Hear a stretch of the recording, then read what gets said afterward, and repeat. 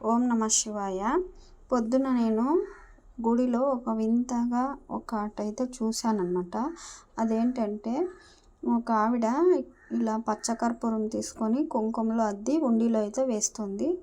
నేను అడిగానన్నమాట, ఏమంటే ఇలా వేస్తున్నారు అనేసి. అప్పుడు ఆయమ్మ చెప్పింది, ఇట్లా పచ్చకర్పూరము కుంకుమలో అద్ది వేస్తే ఉద్యోగపరంగా వ్యాపారపరంగా మంచి లాభం అనేది ఉంటుందమ్మా, ఇలా అమ్మవారి గుడిలో వేయాలి అని చెప్పింది. ఎందుకంటే అని అంటే వ్యాపారంలో మంచి అభివృద్ధి అనేది ఉంటుంది, మనం ఏమి కోరుకున్నా నెరవేరుతుంది అని చెప్పింది.